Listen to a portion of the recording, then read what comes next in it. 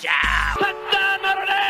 That's right. Welcome back, folks, to a Notre Dame's first truly competitive window of football in about 30 plus years is about to crack open. What will Notre Dame do with this opportunity? Edition of the Always Irish Show. As always, thank you for being here. You can find the program on YouTube. Do it. Subscribe if you haven't yet. Appreciate it very much. Give the video a thumbs up. That helps Yanni Boy out as well. Notifications on. That way you don't miss nothing. Twitter. Search bar, Always Irish Rat. Always Irish Inc. Emails, alwaysirishnd@gmail.com. Audio only anywhere you want it. You can get it if you don't want to see my face. I don't blame you. Call in lines 312-988-15. Dialed up. Tell Johnny all you've heard and seen. Instagram, Facebook, Always Irish Inc., USA Today, Fighting Irish Wire, read all about it, patreon.com/Always Irish. Former captain, leading tackler, Mike GOOLSBY, and yours truly behind the scenes. It's great over there. Just interviewed Owen Streebig, great kid, going to be a great addition to Notre Dame. Go check us out. Thanks to all that have. All right. It's been what?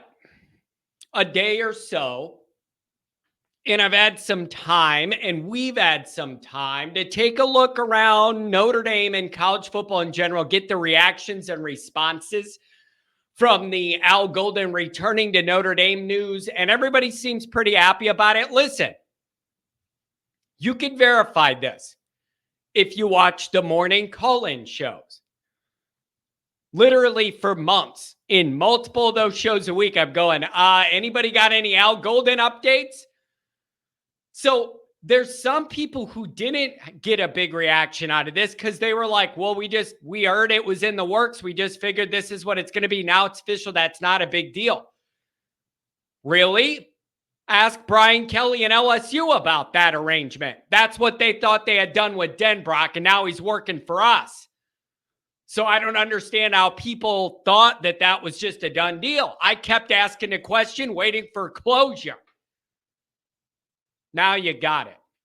And I've had a bunch of people reach out since the news via text, email, direct message on Twitter, whatever it is. And they were interested in where I said Notre Dame and Freeman's winning window isn't totally open, but it's cracked open and I can see the light. And a few people have asked me to expand on what I mean by that. And I think the exact phrase, the window's cracking open, you can see the light, but it's not fully open as far as it relates to Notre Dame's truly competitive window. Truly competitive means deep playoff runs, like a team that could legitimately be considered the real deal.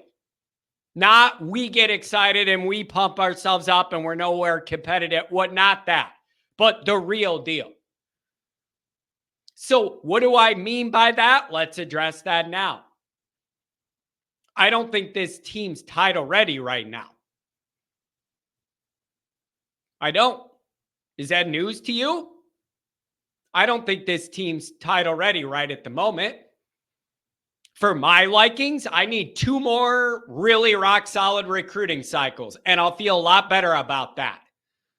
I don't think they're there yet as far as like a title. I don't. I want to be wrong.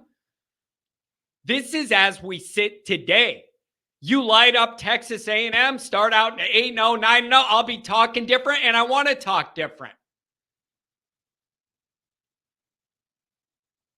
But I don't think as we sit today, I'm comfortable saying this roster, I feel it's at title level. I don't. I want to be proven wrong. I'm open to be proving wrong. They could try and prove me wrong in the regular season next year, whatever. Maybe you differ on how you see this. That's fine. That's fine. But unlike a lot of people who do this for a team on the internet, on YouTube, I'm not going to tell you I have all the answers. You can disagree with me. This is just what I think. Don't get mad at me. My job's to call it how I see it, not how you want it. You got me? My job is to call it how I think I see it, not how you want it to feel better, and not how I want it to feel better. There's nobody harder on Notre Dame than me. So, no, I don't think they're title contenders right now in this moment. That being said, I feel some stability now, some roots, some structure, pillars that I could trust on and lean on. I just feel like there's a solid foundation now and a stability that I didn't feel the first couple years of Marcus, and now I'm starting to feel that with the recruiting operation. This staff's best attribute, other than just work, because all they do is work and grind, it's evaluations. This staff does a much better job evaluating these high school guys than many previous staffs did. That's a bigger deal at Notre Dame than it is common football factories, because you're not just going to load up on 5 stars and a couple 4 stars. Notre Dame's got to find some of those lower rated kids that are Notre Dame guys that develop into NFL guys that contribute big for Notre Dame. This staff does a great job evaluating. The foundation is here, and it's not a false one. It's not one of just hope. Al Golden, Mike Denbrock, and this recruiting operation are the foundation, and it's going to be stable for a long time. This allows a truly competitive Notre Dame run to even be feasibly possible in a way it never could be with any coach since Lou.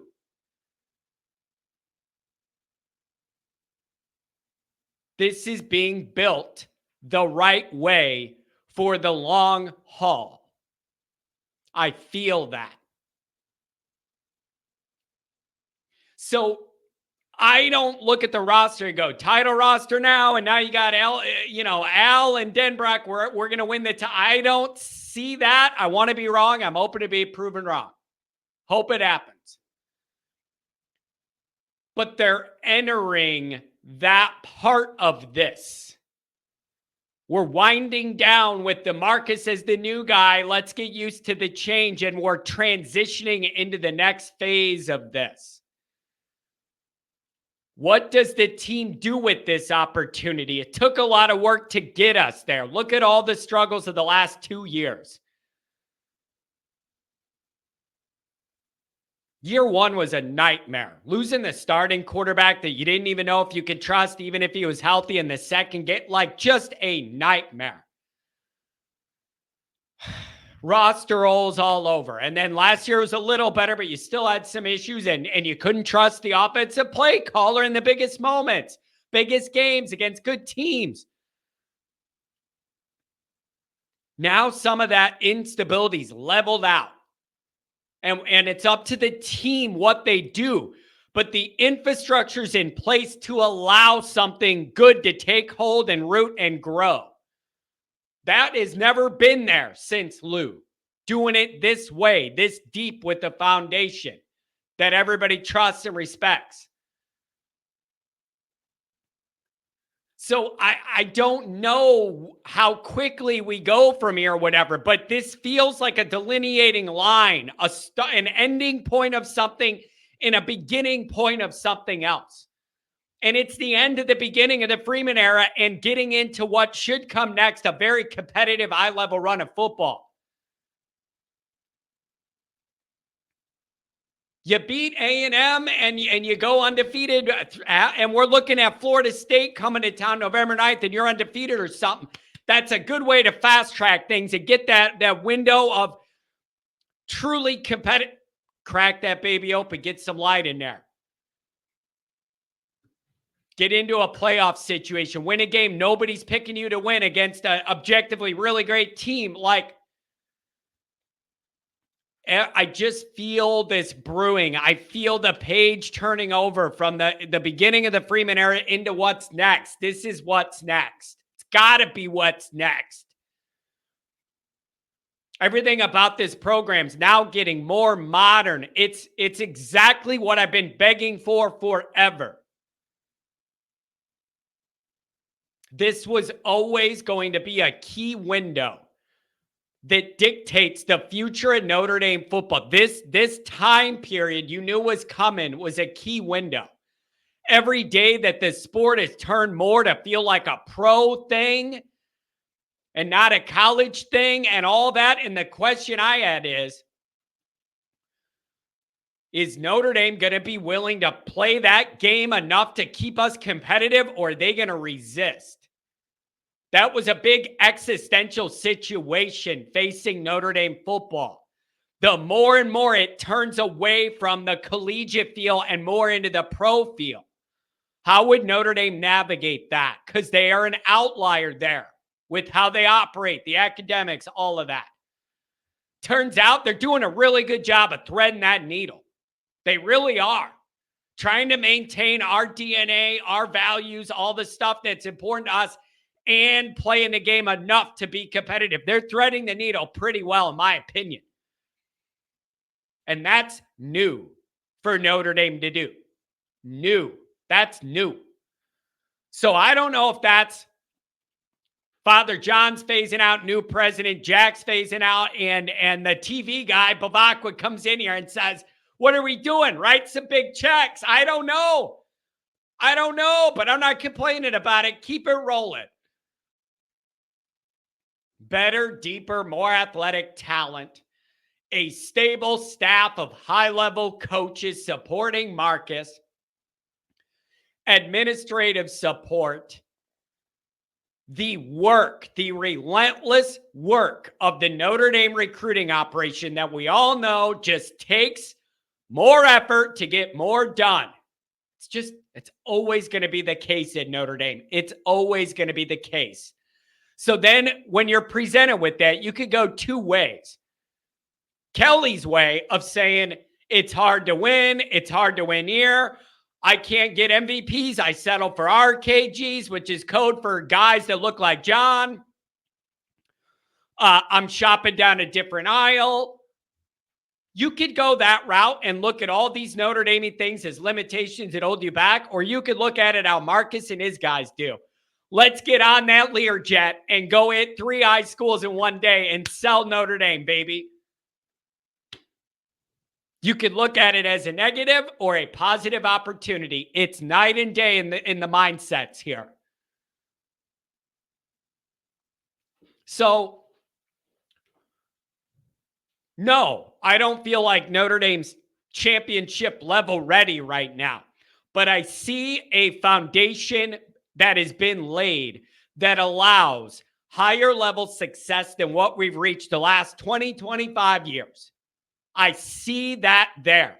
Without that, you're not reaching those goals. Kelly didn't have all these things in place. Had really good years.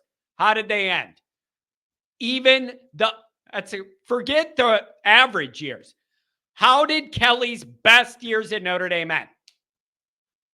Duty. I'll answer for you. Humiliation and embarrassment. You learned even through 12 and 0s. You learned at the end you were nowhere near good enough and nothing changed in the program to fix it. You were in football purgatory with no chance. No chance. Cue the Vince McMahon music. You got no chance. I'm telling you. This is different. This is different. The structures are in place that can allow higher level results. Only if the staff and the team takes advantage of the hard work that they've done to get to this point. Rough 2 years, you guys. Be honest. Really, really stressful, rough 2-year start for Marcus on and off the field. Rough start. A lot of adversity. I'd like to think and hope we are through the toughest part of this. Now it's time for the fun part. Start seeing some of the rewards. We're not there yet. Marcus is not a finished product. This roster is not a title-winning finished product. Unless I'm proven wrong, I would love to come on here with title tears in my eyes and say, Johnny was wrong. I want to have that day. I'm just saying, I hope everybody noticed. We're turning the page. And that beginning part of all this Freeman stuff's bye-bye. Now we're getting into something else. And they've done a good enough job, although it's been rocky, to put this stability and consistency in place. Now it's time to make it fly. But that structure is there in a way it didn't exist before, as far as proper support all over, off the field, behind the scenes, in the administration building, everything involved with the recruiting operation and this staff. So it was a rocky road to get here, but Notre Dame's in a position now where I think they could truly make some moves with what they've done. They got to pull it all together and make it work.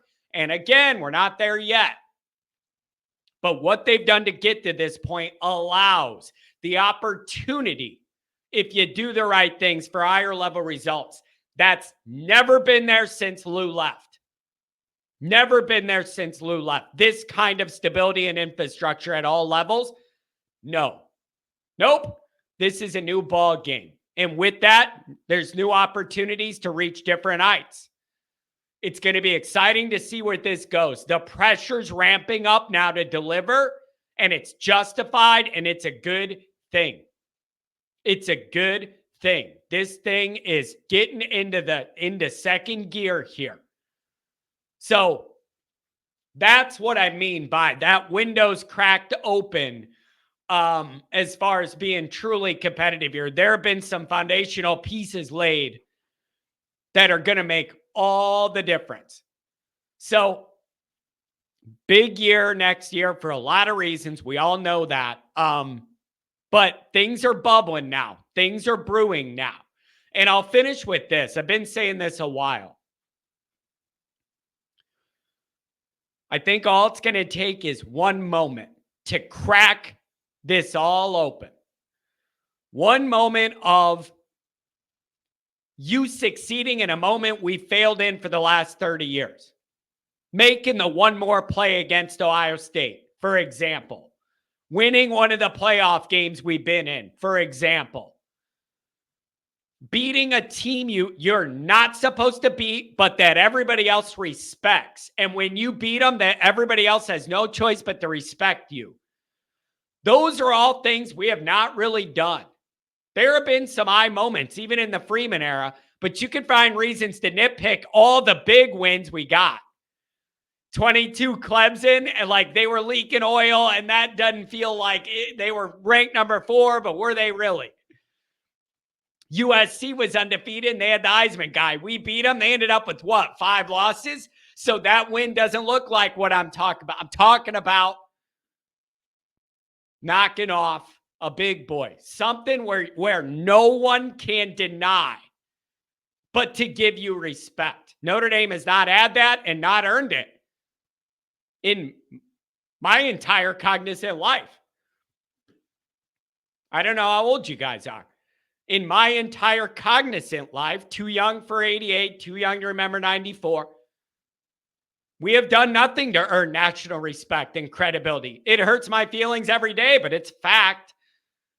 Every year, my brain's capable of remembering Notre Dame has failed. They have not earned national respect. It's got to change. There's only one way to do it. Go win some big games. Force people to look at you different. The infrastructure's in place for that now. But the biggest thing it is it's just like Frank Leahy and the Fighting Irish. When I'm reading it, I'm turning the page, baby. We're exiting the beginning of the Freeman era, and we're starting to get into winning time. Winning time. Let me know what you think.